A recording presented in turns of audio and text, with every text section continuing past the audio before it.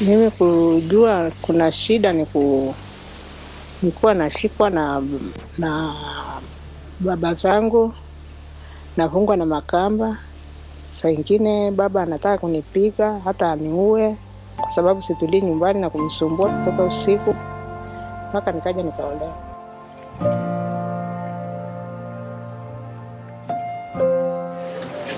Bwana aliniacha sababu nilipata wasichana tupu. Ndio maana akaniacha. Hata kutaka kuona huyu. Nilikuwa hospitali nikapata mtoto. Akaulizia kwa umbali nimepata mtoto gani. Kuambiwa ni msichana, hata hakuja kumuona akaenda.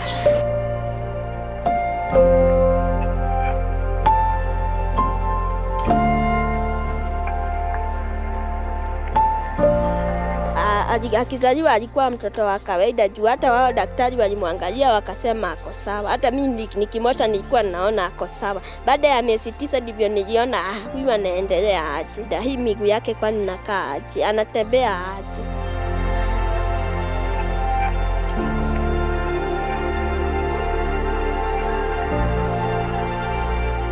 And he was in a coma. He was not breathing on his own. So he told me that boy is going to be a vegetable for the rest of his life. And if he's going to be a vegetable, you are a young girl, you can have many other children, and just let him be.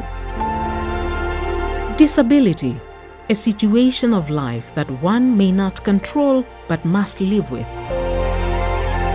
Its package is full of challenges that many do not endure, but to Eva Naputuni Nyoike, it marks the beginning of a journey. So I remember that night having major negotiation with God and really praying, and you promised the world, and I promised God I'll be the best mother of a severely retarded child. Just let him breathe.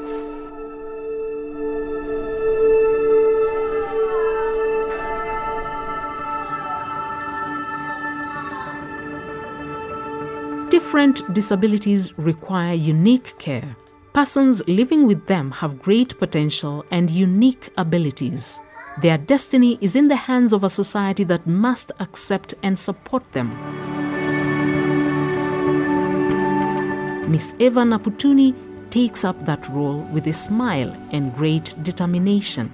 And I took that upon myself and decided that's what I'll do.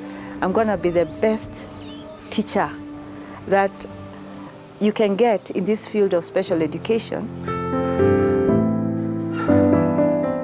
The success in integrating children into normal schools has not been easy because many institutions are hesitant to admit special needs children. It is made worse by societal perceptions and beliefs about causes of disability.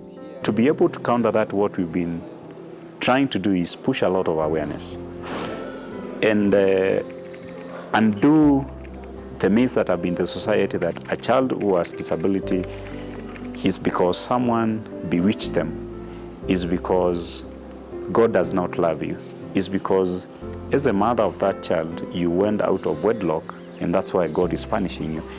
The position is these guys exist in the community, and so again they are locked up, they're not given opportunities.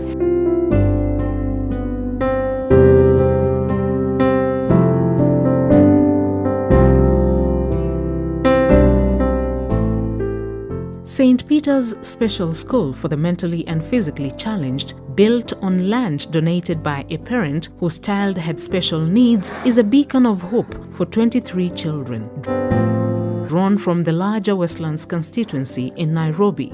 The school was started by a group of parents back in 1981. They had children with a special need, disability, the severe cases, and most of their children could not be admitted in the mainstream educational system in Kenya. So one of the parents donated this piece of land where they started the education of the children with severe cases. Here, the children living with autism, cerebral palsy, and epilepsy, among others, are catered for by professional caregivers. Roy Ochieng and Ezekiel Saina conduct therapy sessions on the children of different ages. Most of them can't walk. They can't sit by themselves. They need support for them to sit. In feeding also we have to feed them, and also we have to change them because their movement, they don't have the movement to do all these things, and their gross motor skill is not yet enabled. At least 3 million Kenyans live with disability, which is more than 15% of the country's population in 47 counties.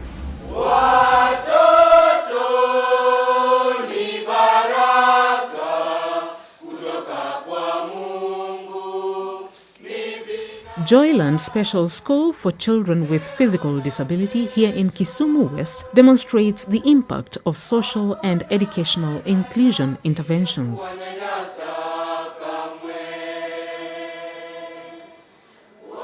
Currently hosting 207 girls and 193 boys, the mixed secondary school boasts an impressive list of alumni working in the public and private sector. We don't really look at the academic achievements so much. What we look at is the transition of the child, so that this child can fit well in the mainstream society. And we have happy endings sometimes. Like I always like talking about a boy who was from the refugee camp Dadaab, who came here without knowing any language. The only language he knew was Somali. And he could write his own things, even in the exam papers. And we tolerated up to the time he reached Form 4. But today, as we speak, it's a happy ending. We got information that the boy is now working with the UN as an interpreter of Somali English. The rich history of success is inspirational to the current students who express their ambitions. Joy Kibichi is in Form 3 and has had the chance to dream of a bright future. He was born without both legs and hands, but is an excellent artist. My talent was art, so when I came here, he promoted my talent. Ni lazima tupendane na hatutaki kurudi nyuma kule tumetoka. Ama namna gani jamani? Edward Ogega, a candidate for the 2019 KCSE examination, is already composing his own songs and wants to be a comedian and musician. Lazima wa Kenya tuachane ile mambo ambayo tulikuwa nayo ya siasa mwaka 2017. His classmate, 19-year-old Lynette Auma, who suffered from polio after missing immunization as a 2-year-old, wants to pursue mass communication at the university. Sijajiangalia ati mimi sasa ni special, sizifanya kenye wengine hawawezifanya. Wote tunatoshana. More than 3,000 primary and secondary schools offer specialized education to pupils and students across the country. So currently, our parents and guardians are only paying 12,790. And the rest, which is 57,000 per child, is being paid by the government. Several other institutions offer support programs for this group of Kenyans under the aegis of the National Council of Persons with Disabilities. Bigger part of people with disabilities are vulnerable, so they don't take their children to school. But after sensitization done by the council, parents are coming out and taking their kids to school, but they have challenges in school fees. So we have an education program where we assist in bursaries for children living with disabilities.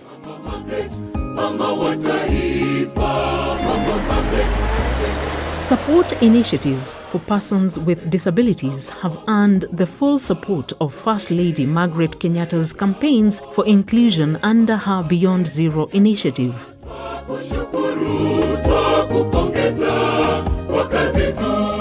The campaigns have increased, amplified and strengthened the message of inclusion and integration of all Kenyans with disabilities. Especially those living with physical and intellectual challenges, and advocate for inclusion and equal access to all services. We also dedicate this day to our elderly, our senior citizens, our grandparents, for their love and sacrifice to make what Kenya is today.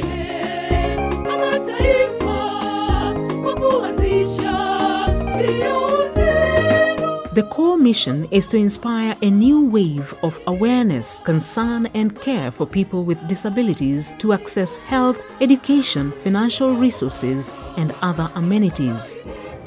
How do we equip those nurses, those people receiving this baby into the world? How do we equip them to be able to identify the red flags? Yeah, at that point, at birth, this child has cerebral palsy. You can. Immediately you have been able to identify them. What is the referral? Are we going to tell the mother, asante umepata mtoto enda nyumbani? Quickly, how do we bring in somebody? How do we bring in an occupational therapist? A neonatal neurologist who will be able to tell us, this is what you need to do.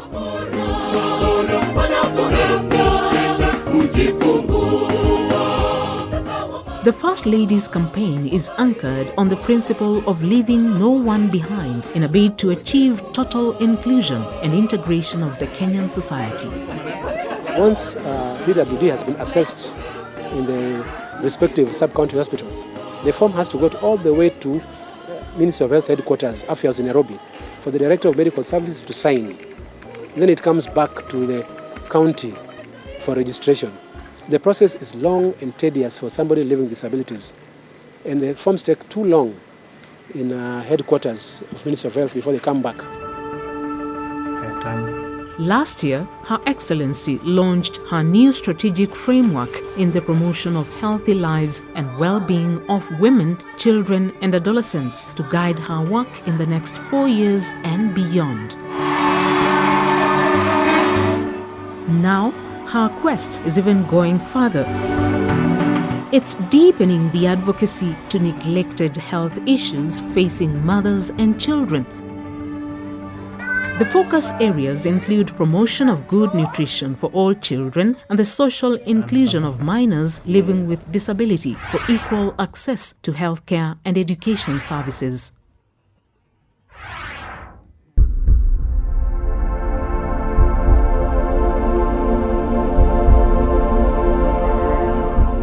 The 53-year-old Flora Samuel, who lives with mental disability, knows too well the pain that society subjects to those suffering from the condition like hers. Nilikuwa mimi situlia hapa nyumbani, kiamka asubuhi saa 12 ama saa nyingine nimetoka usiku, nimeenda Ndarara, kurudi hapa ni saa 1. Nikiomba chakula cha watoto na kusimamisha magari huko Ndarara. Atakuwa akisumbua na anatoroka. Sasa anapiga kelele usiku, sasa mimi sipati uzingizi, sasa nachelewa mpaka tu kwenda shuleni.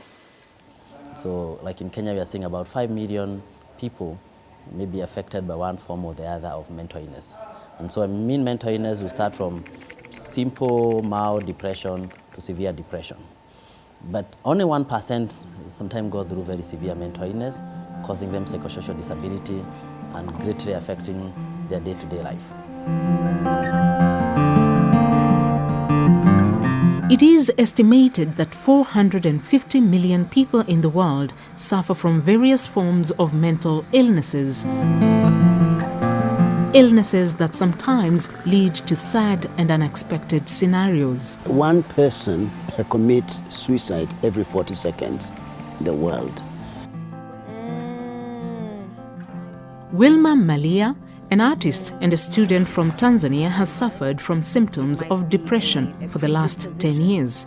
My high school was a very tight-knit community. I'd been there for 7 years, and then I'm thrown into this public school of 30,000 students. I felt very lonely being from Africa. That was a very difficult transition.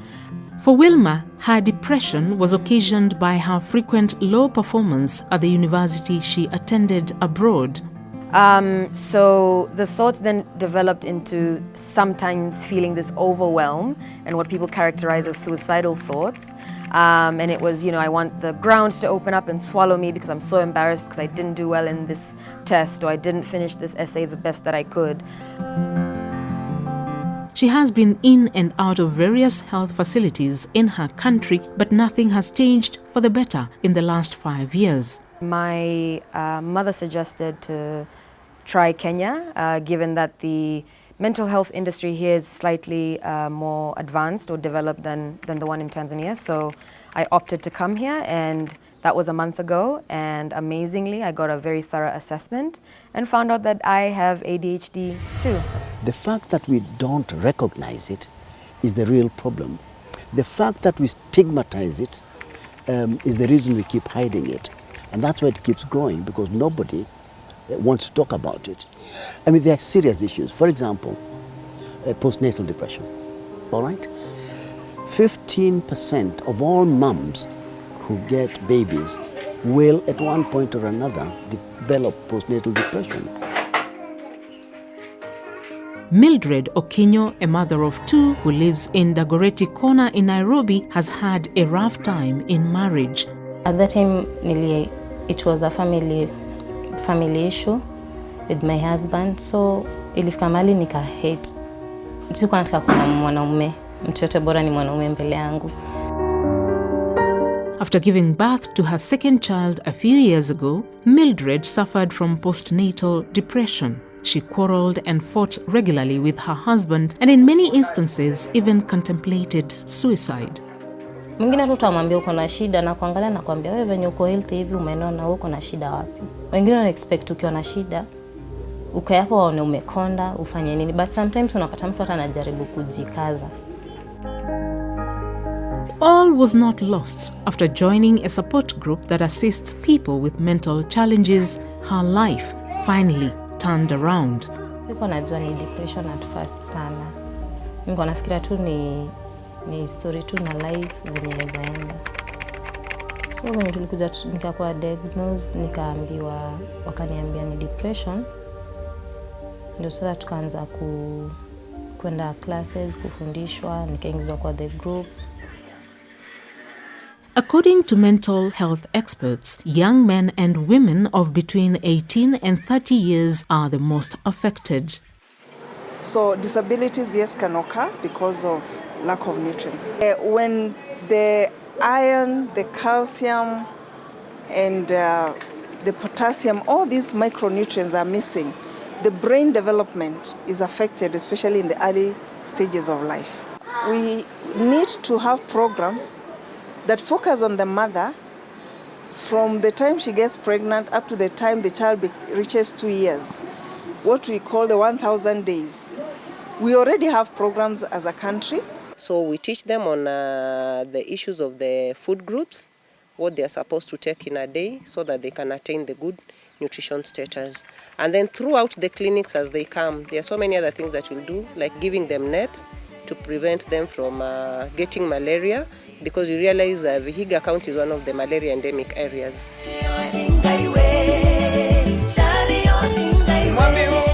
Strategic partnerships continue to emerge in a bid to avoid disability among children through nutrition. Vihiga County is implementing a nutrition program in partnership with a Canadian non-governmental organization to improve the health of women, adolescents, newborns, and young children below 5 years. So in the father-to-father groups, we are training the young fathers to be and the ones that are already fathers, so that we are giving them a package, what we call the Anzilisha package, that has 11 steps. And actually, if you look at these steps, they are all geared to improving maternal nutrition and health. Wana associate sana wase wanacheza ball na hiyo information wanawapatia. Sasa huko ndio wanapata vijana ambao sasa siwezi kosa watu sana. Hata nikiambia huyu akienda, at least nabaki na mtu mwenye ako na hiyo information, pia yeye namwambia aenda pass hiyo information kwa mtu mwingine. Hata ukiangalia health ya huyu mtoto mwenye tumepata last na wengine, tofauti iko kubwa. Hata najiuliza mbona baba Anzilisha iko kuja mapema. Juu sasa lishe yenye tunamlisha saa hii amenyonya mpaka hii miezi 6, lakini hapa awali unajua alianza kunywa uji na so unapata inabidi ni kumtafutia maavocado. Kwa huyu nimeona tofauti, nilijifungua mtoto lakini sio kwa njia mzuri, nifanywa CS, leta gari kanileta hapa. Tangu hiyo wakati mpaka sasa nimefikisha miezi 6, sijaisonga ugali, sijawahi enda mtoni, Hiyo ni kazi yake. Akiwa mahali anajua tu obvious nafaa nirudi nyumbani nifanye ABCD. Sometimes ananisindikisha clinic. Sijai toka hapo kwa miguu kufika center tunaenda clinic. Most si ako na pikipiki wananipeleka. Following the success story that Beyond Zero has been in the context of maternal healthcare, the campaign on inclusion is one that leverages on existing initiatives. Besides Kenyatta National Hospital and Mathari Mental Hospital, the government has also set up 40 other government outpatient clinics spread across the country, including the establishment of youth-friendly centers to cater for youth who may find difficulties in accessing mental health care. Almost in every other county, not only provide mental health services, they also consider issues about reproductive health services. They're also providing issues on substance use prevention, treatment and rehabilitation, especially for the youth. But still, this is not enough, since the treatment gap has risen to over 78%. And our plan within our policy is to make sure, can we narrow this gap? Can we get as many people as possible? And what are these issues making them not get care even where the services are available? We know one thing is about the stigma. So we must change the whole narrative about, there's the stereotypes, the socio-cultural negative association with mental illness, so that people can come. The ultimate goal being to have a nation that is healthy, productive, and appreciative, that all Kenyan citizens enjoy their fundamental rights, regardless of physical or mental status. Indeed, inspiring action is changing lives.